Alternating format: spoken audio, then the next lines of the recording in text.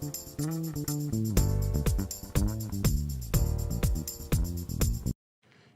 TV, DMS Chats, Karabo Senna from Samro. Very, very important. Publishing always very, very important. Welcome, Karabo, and thank you for coming.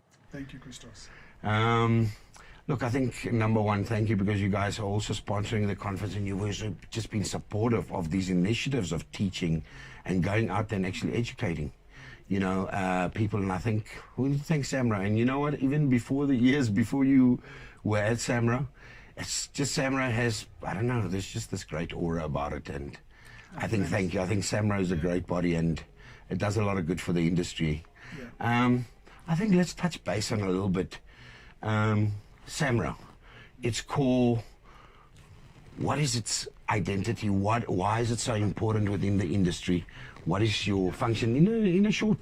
Yeah, I think essentially Samro, firstly, it's one of the oldest societies, firstly in Africa, not just in South Africa, right? It was formed in the 1960s.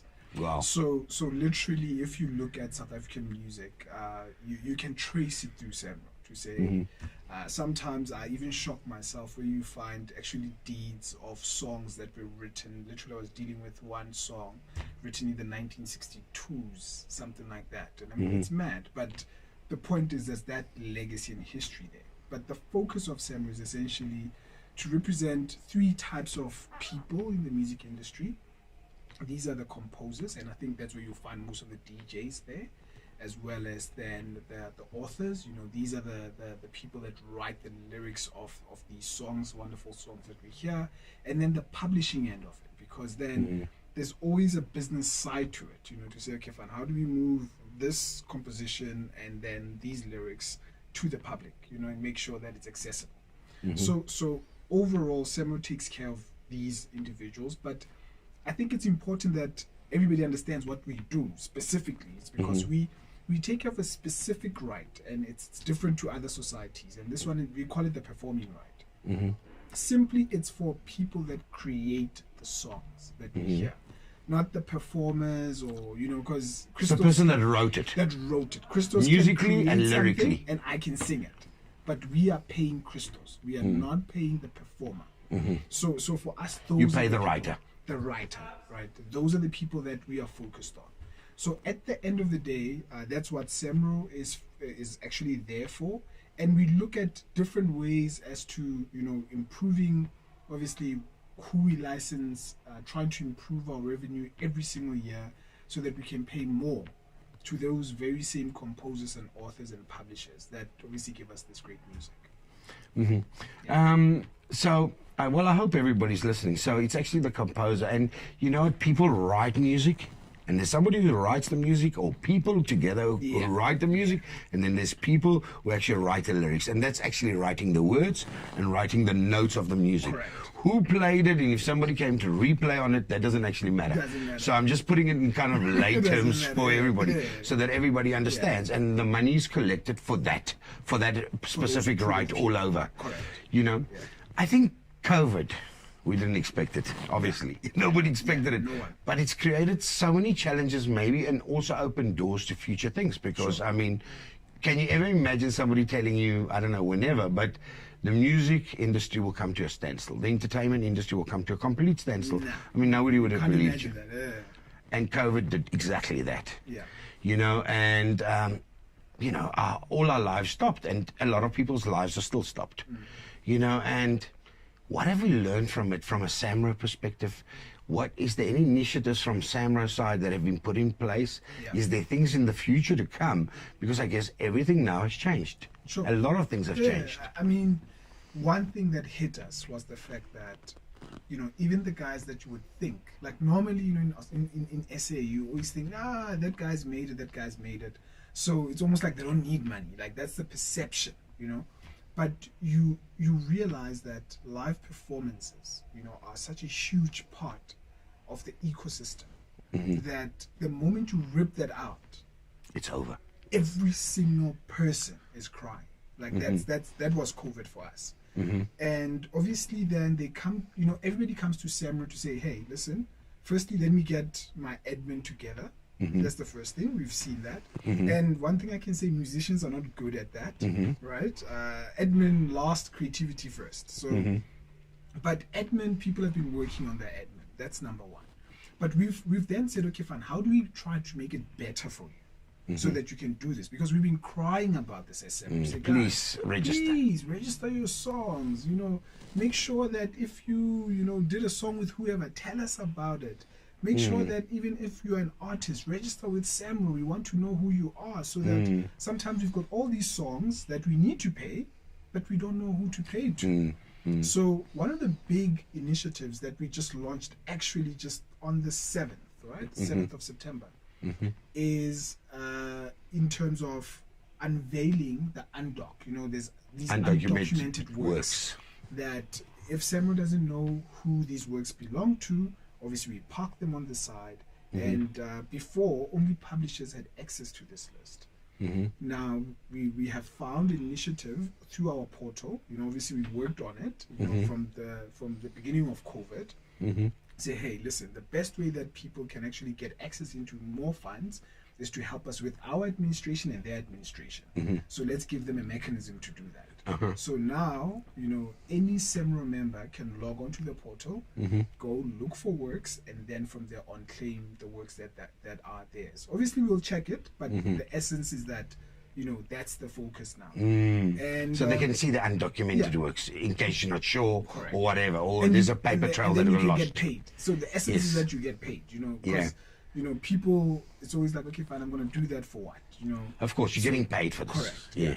And one of the big things as well is Samro still operated under the whole sort of like the old sort of tech, in a sense of, for you to be a member, you have to fill out a form, submit it by photo, email. and So now we are online. We are working on online, so it's something that we're going to be unveiling within the next few, probably in a month or two. And now you'll be able to do everything online. So this has moved us more to say, listen, how do we create a more self-help option that allows the music industry, because we know creatives normally actually work more at night than during the day. So get these people to work at their own time, and let's create that sort of experience. And that's our focus at this point. That's great. A question that I'd like to ask you, which is always of interest to me. I was talking to one of my French DJ friends, producer, and so forth, and he was telling me, it was like in May, I think, and he was actually telling me from the French agency like Samro that collects the money. I forgot the name. When they would go on Facebook, there was actually a fund, depending on the viewership that they had, and they were paying according to that fund and how long you were on and the viewership and stuff like that.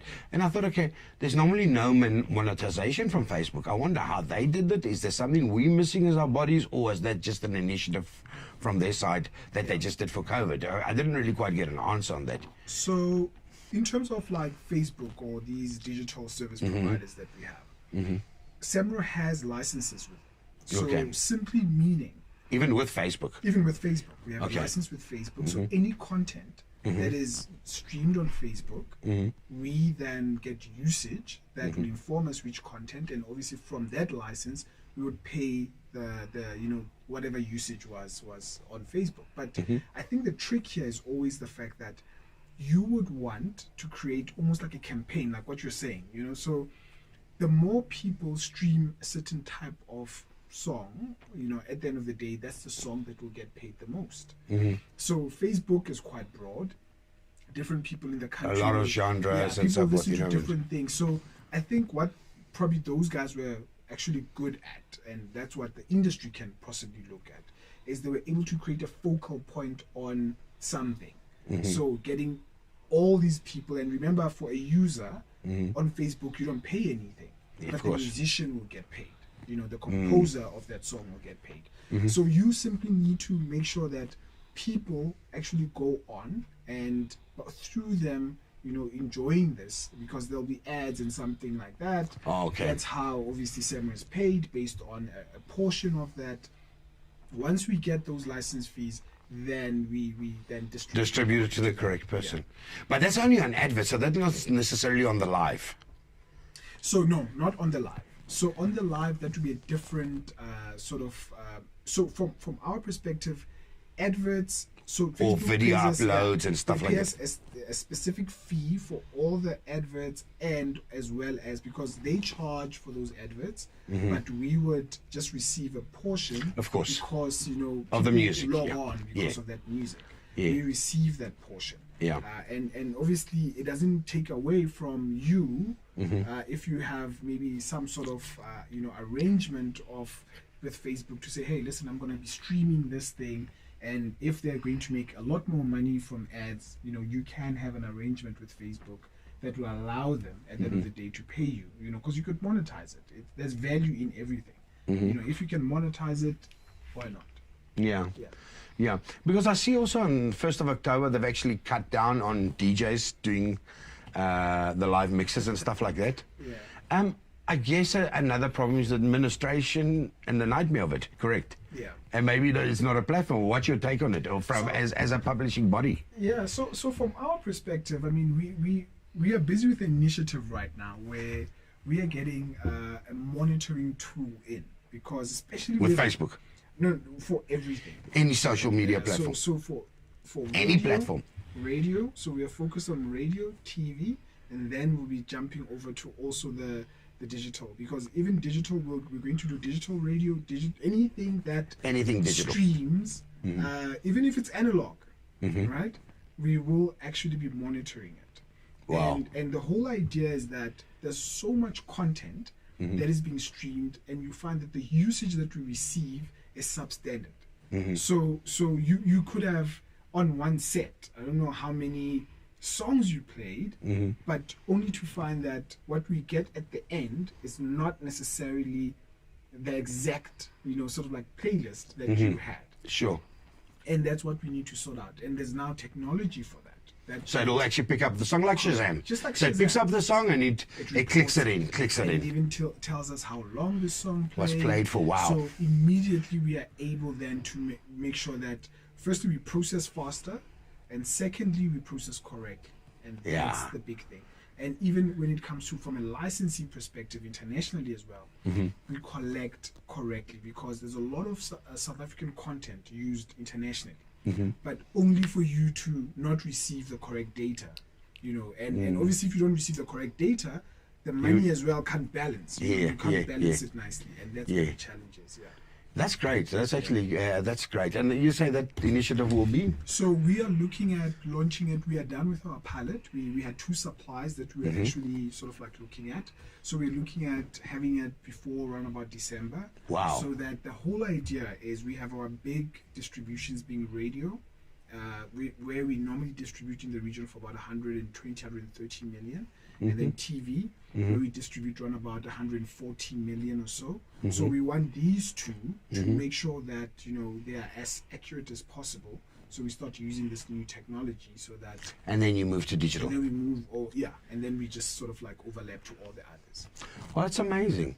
That's amazing. I'm looking forward to the digital, to the virtual conference, because, I think we can explore a lot of avenues. I think we can even highlight so many other things that we can't touch base on now. But I think the nice thing is I hope people understand what Samro is doing. And it's good to see that you guys are actually doing new initiatives. I think all the different publishing bodies are really trying to, let's move on, even though through this period of stagnation or whatever it is, of depression, mental issues. But the fact is the future. There is something for the future. Certainly. And I think, one thing that, this, especially, I'll just cite one song like this, Jerusalem has taught us, is that there are endless possibilities. It's just that sometimes we don't believe in ourselves that much, so, and we definitely do think that this is not something that should be isolated. Like, we should see a lot more of this happening. And imagine the revenue that will come from all these type of initiatives. And it's not just now, just local. No, it's about, hey, listen, if you have something like that, it's throughout the world. And it changes, it's life changing. And it's also different currencies. Like now, hey, listen, now you are rand hedging. Like that's an impressive stuff. so for us, we are really excited, and we hope that, this type of avenue, is something that's open for a lot more artists. Karabo, thank you very much. and we'll see you at the virtual conference. Perfect. Thanks.